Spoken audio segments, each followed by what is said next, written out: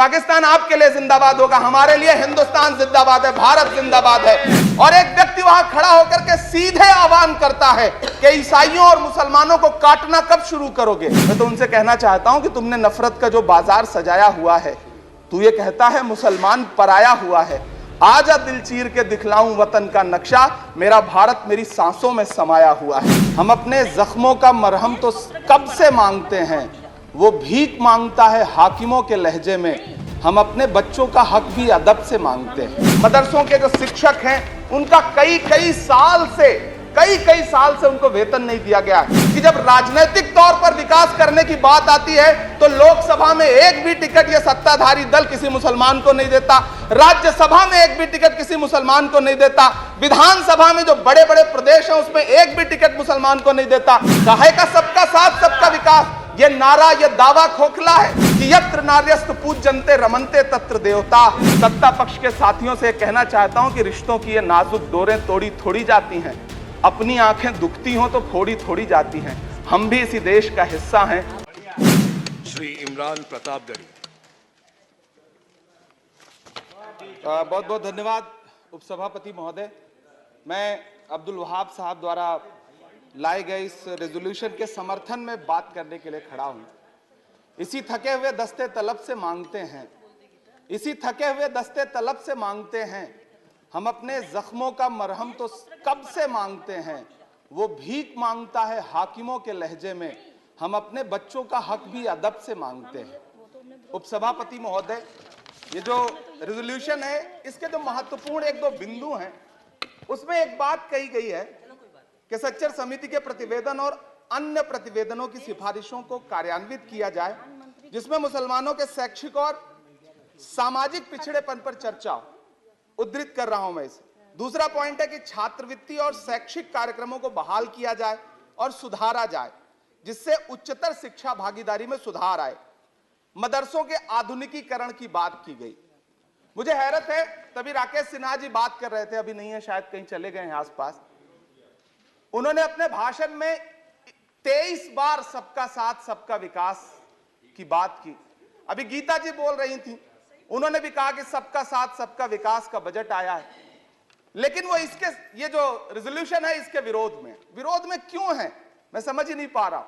अगर आप सबका साथ सबका विकास का दावा कर रहे हैं, सबका साथ सबका विकास के नारे लगा रहे हैं, तो अगर एक पर्टिकुलर एक कम्युनिटी जो जिस सच्चर कमेटी की सिफारिशों में यह तय हो गया है कि वो दलितों से भी बदतर स्थिति में है, उसका आर्थिक सामाजिक स्थिति ऐसी है, अगर उसके उत्थान के लिए कोई बिल बात कर रहा है तो फिर उसके विरोध में है क्यों? दरअसल ये वही मानसिकता है जो लगातार काम कर रही है, जिसके तहत अमृत काल में भी जो बजट पेश किया जाता है उसमें जो अल्पसंख्यकों का बजट है उसमें 38% की कटौती की जाती है और फिर कहा जाता है कि हम सबका साथ सबका विकास का दावा कर रहे हैं। ये कौन सा सबका साथ सबका विकास का दावा है? मदरसों के जो शिक्षक हैं उनका कई साल से उनको वेतन नहीं दिया गया है। हमारे पास उनके फोन आते हैं, वो कहते हैं कि हमारी बात सदन में उठाइए, हम भूखों मर रहे हैं, हमारे घरों में चूल्हे नहीं जल रहे। हम जब उनकी बात यहां करें तो विरोध, लेकिन बातें क्या हैं? सबका साथ सबका विकास, सबका साथ सबका विकास। एक नारा सुनाई पड़ेगा कि सबका साथ सबका विकास। ये कैसा सबका साथ सबका विकास है? मैं सदन से यह पूछना चाहता हूं कि यहां सत्र चल रहा है उपसभापति महोदय, और इसी संसद से महज 800 मीटर की दूरी पर जंतर मंतर पर खड़े होकर के कार्यक्रम आयोजित होता है अभी 4 दिन पहले, और एक व्यक्ति वहां खड़ा होकर के सीधे आह्वान करता है कि ईसाइयों और मुसलमानों को काटना कब शुरू करोगे। सीधे आह्वान करता है। और सभापति उपसभापति महोदय, मैं पूछना चाहता हूं कि दिल्ली पुलिस उस पर कोई कार्रवाई नहीं करती, उल्टा जो मीडिया उसको दिखाने का प्रयास करती है उनको नोटिस भेजा जाता है। ये कौन सा सबका साथ सबका विकास है उपसभापति महोदय? ये हम बहुत गंभीर लोग यहां बैठे, मैं उच्च सदन में बैठा हूं, मैं यहां खड़ा होकर के कहना चाहता हूं ये कौन सा सबका साथ सबका विकास है? उपसभापति महोदय, इसी दिल्ली में एक सांसद पाए जाते हैं, सत्ताधारी पार्टी के सांसद हैं, वो अपने कार्यक्रमों में सार्वजनिक मंचों पे खड़े होकर कहते हैं कि मुसलमानों का आर्थिक बहिष्कार करो। आप कह रहे हैं सबका साथ सबका विकास, कैसे होगा सबका साथ सबका विकास जब सत्ताधारी पार्टी के सांसद आर्थिक बहिष्कार की अपील करेंगे और उनके खिलाफ एक मामला तक दर्ज नहीं होता। प्रधानमंत्री जी अपने भाषणों में सबका साथ सबका विकास की बात करते हैं, लेकिन अफसोस है कि जब राजनीतिक तौर पर विकास करने की बात आती है तो लोकसभा में एक भी टिकट ये सत्ताधारी दल किसी मुसलमान को नहीं देता, राज्यसभा में एक भी टिकट किसी मुसलमान को नहीं देता, विधानसभा में जो बड़े बड़े प्रदेश हैं उसमें एक भी टिकट मुसलमान को नहीं देता। और वो 3 जो नाम के लोग थे, मुख्तार अब्बास नकवी साहब, एमजे अकबर साहब, सैयद जफर इस्लाम, उनको भी किनारे लगा दिया जाता है। ये कौन सा सबका साथ सबका विकास है? काहे का सबका साथ सबका विकास? ये नारा, ये दावा खोखला है। मैंने प्रधानमंत्री जी के भाषण सुने हैं। जब 3 तलाक पर बिल आ रहा था उपसभापति महोदय, तो प्रधानमंत्री जी कहते थे कि मैं अपने मुस्लिम बहनों को हक दिलाना चाहता हूं, उनके न्याय के लिए लड़ रहा हूं, ये बिल मैं उनके लिए ला रहा हूं। आपने भी सुना होगा वो नारा। मैं तो सभापति महोदय बचपन से जिस विद्यालय का पढ़ा हूं वहां संस्कृत का एक श्लोक सुना करता था कि यत्र नार्यस्त पूज्यन्ते रमन्ते तत्र देवता। मैं इसे सुना करता था उपसभापति महोदय।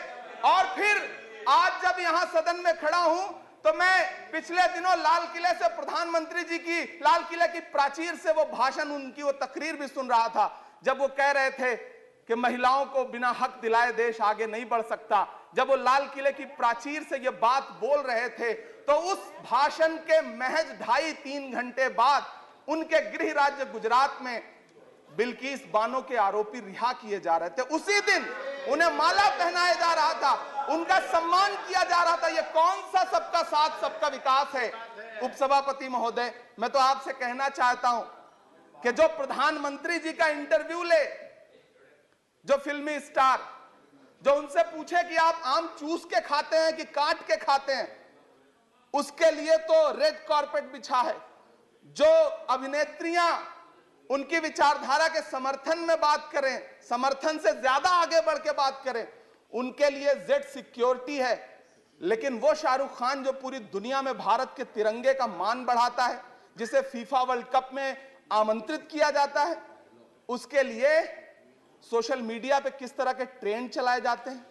कौन सा सबका साथ सबका विकास है? महोदय, मेरा नाम इमरान है।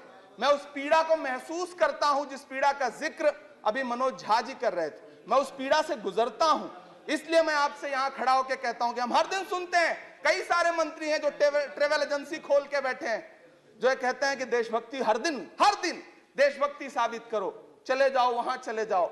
मैं तो उनसे कहना चाहता हूं कि तुमने नफरत का जो बाजार सजाया हुआ है, तू ये कहता है मुसलमान पराया हुआ है, आजा दिल चीर के दिखलाऊं वतन का नक्शा, मेरा भारत मेरी सांसों में समाया हुआ है।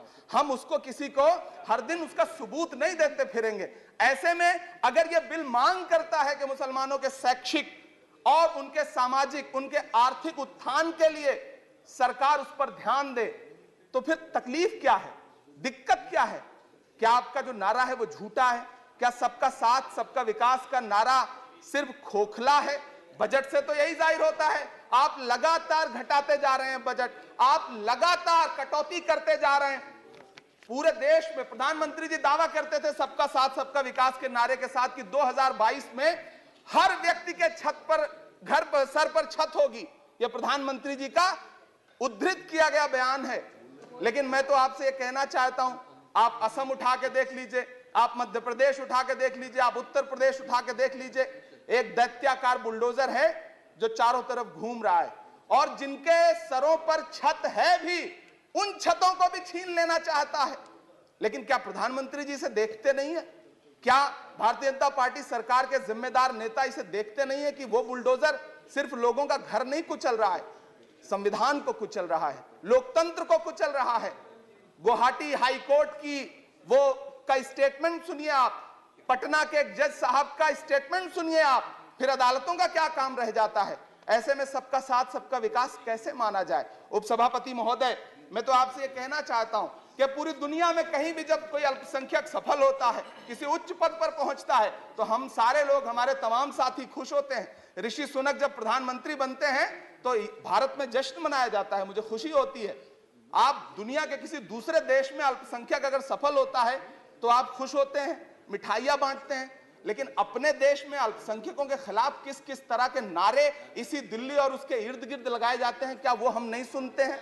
और अगर सुनते हैं, और अगर पाकिस्तान आपके लिए जिंदाबाद होगा, हमारे लिए हिंदुस्तान जिंदाबाद है, भारत जिंदाबाद है। मैं आपसे ये कहना चाहता हूं, आपसे ज्यादा देशभक्त हूं मैं भारत का इमरान हूं, मैं भारत का इमरान हूं महोदय, मुझे बोलने दें। बाहर भी नहीं बोलने देंगे, यहां भी नहीं बोलने देंगे, ये कौन सी प्रवृत्ति है? उपसभापति महोदय, मैं आपसे ये कहना चाहता हूं, ये जो साझी विरासत, अभी आदरणीय हमारे साथी राकेश सिन्हा जी बात कर रहे थे कि साझी विरासत अल्पसंख्यक बहुसंख्यक में बांटना नहीं है। मैं उनसे कहना चाहता हूं कि आदरणीय जरा सोशल मीडिया पे तो बहुत एक्टिव रहते हैं, रोज चैनलों पर भी बैठते हैं, चैनलों पे होने वाली डिबेट का स्तर देखिए, उसको रोकने के लिए हमारी सरकार रत्ती भर भी कोई कदम उठाना चाहती है? नहीं उठाना चाहती, बढ़ावा देती है। ये जो जहरीली बातें करने वाले चैनल हैं, उनके जो प्रमुख एंकर हैं, उनको सुरक्षाएं दी जाती हैं, उनको रोका नहीं जाता। कौन सा सबका साथ सबका विकास है? ये बिल जिस चीज की बात कर रहा है, अभी राकेश सिन्हा जी कह रहे थे कि प्रधानमंत्री जी ने कहा तिरंगा यात्रा निकालिए। मुझे पूरा विश्वास है कि प्रधानमंत्री जी ने कठुआ के बलात्कारी के समर्थन में तिरंगा यात्रा निकालने के लिए कभी नहीं कहा होगा, लेकिन फिर भी निकली, लेकिन किसी ने रोका नहीं, किसी ने कोई आवाज नहीं उठाई। उपसभापति महोदय, दर्द बहुत सारे हैं, लेकिन ये जो रेजोल्यूशन लेकर के आए हैं, उसमें जो शैक्षिक और आर्थिक बातों को उद्धृत किया गया है, मैं आपसे अनुरोध करूंगा कि इसे देखा जाए, इसे जांचा जाए। गीता जी कह रही थी अभी भारत जोड़ो यात्रा पे कि भारत टूटा कहां है? भारत टूटा नहीं है, भारत को कोई तोड़ भी नहीं पाएगा। भारत को तोड़ने का सपना देखने वालों को हमारी आदरणीय इंदिरा गांधी जी ने 2 टुकड़ों में तोड़ दिया था, बांट दिया था। भारत को कोई तोड़ नहीं पाएगा, लेकिन भारत देश में आर्थिक तौर पर, सामाजिक तौर पर जो बंटवारा करने की साजिश मौजूदा सरकार और सरकार के अनुषंगिक संगठन कर रहे हैं, जो अनुषंगिक संगठन कर रहे हैं, उनको रोकने के लिए सरकार क्या कर रही है? मैं अंत में इतना कहना चाहता हूं उपसभापति महोदय के यूपीए के शासनकाल के दौरान श्रीमती सोनिया गांधी जी के प्रयास से, डॉक्टर मनमोहन सिंह साहब के प्रयास से दलित और अल्पसंख्यक बच्चों के लिए फ्री रेजिडेंशियल यूपीएससी की कोचिंग शुरू की गई। हमने ये किया, और इसी सरकार के दौरान एक टीवी चैनल ने एक प्रोग्राम बनाया जिसका नाम आपको पता है क्या रखा? यूपीएससी जिहाद। ये शब्द क्या इस देश में सुने जाने लायक है? लेकिन सरकार ने क्या किया? एक शब्द नहीं बोला। माननीय उच्चतम न्यायालय ने संज्ञान लिया, जब लोग उच्चतम न्यायालय गए तब वो कार्यक्रम रुक सका। ऐसे कार्यक्रम बनाए जा रहे हैं और सरकार कह रही है कि सबका साथ सबका विकास। उपसभापति महोदय, मैं अंत में आपसे इतना कहना चाहता हूं कि ये जो आर्थिक और सामाजिक आधार पर जो बहुत बड़ी खाई है, उसको पाटने के लिए ये जो रेजोल्यूशन लाया गया है, मैं इसका समर्थन करता हूं। तमाम वो शहर जहां अपना छोटा छोटा रोजगार है, जिनका जैसे मुरादाबाद का पीतल उद्योग, अलीगढ़ का ताला उद्योग, या देश में जो तमाम शहरों में बुनकर उद्योग है, इस सब की बढ़ोतरी के लिए, इनको आगे बढ़ाने के लिए, इन्हें संजोने के लिए ये बिल बहुत कारगर रहेगा। शैक्षिक तौर पे लोगों को आगे लाने के लिए बहुत कारगर रहेगा। तो मैं ये रेजोल्यूशन बहुत कारगर रहेगा। और मैं अपने सत्ता पक्ष के साथियों से कहना चाहता हूं कि रिश्तों की ये नाजुक डोरें तोड़ी थोड़ी जाती हैं, अपनी आंखें दुखती हों तो फोड़ी थोड़ी जाती हैं। हम भी इसी देश का हिस्सा हैं। हम आपसे अनुरोध करते हैं कि इस रेजोल्यूशन को संजीदगी से लिया जाए। मैं इसके समर्थन में अपनी बात रख रहा हूं। धन्यवाद। श्री जीवीएल नरसिम्हा राव।